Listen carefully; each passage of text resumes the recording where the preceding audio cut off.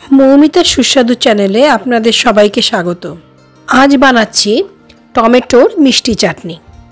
আসুন আমি কিভাবে টমেটোর মিষ্টি চাটনি বানাই তা দেখে নিন। আমি এখানে 3খানা টমেটো কুচি কুচি করে কেটে নিয়েছি। এবার কড়াইয়ে সরষের তেল দিয়ে দিলাম। আমি চাটনিটা সরষের তেলেই করব। তেল গরম হয়ে গেছে, ফোড়নে দিয়ে দিলাম 2টো শুকনো লঙ্কা আর যোগ করছি 5 ফোড়ন। ফোড়নগুলো সব ভালো করে ভাজা হয়ে গেলে তাতে দিয়ে দিচ্ছি কেটে রাখা টমেটোগুলো। গ্যাসের আঁচটা মিডিয়ামে রেখেই পুরো রান্নাটা করে যেতে হবে। টমেটোগুলো একটু নাড়িয়ে নিয়ে তাতে আমি দিয়ে দেব হলুদ আর স্বাদ অনুসারে লবণ। সবগুলো দিয়ে আবারও ভালো করে নেড়ে ঢেকে দেব। রান্নাটা আমি ঢাকাটা চাপা দিয়েই করব। মাঝে মাঝে ঢাকনা তুলে একটু নাড়িয়ে নিতে হবে আর টমেটোগুলো একটু স্ম্যাশ করে নিতে হবে।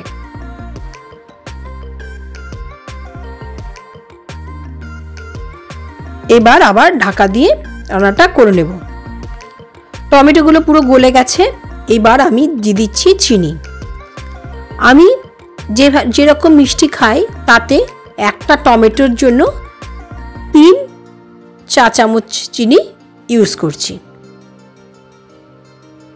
চিনিগুলো দিয়ে ভালো করে নেড়ে চিনির জলটা টেনে আসা পর্যন্ত রান্নাটা করে যাব।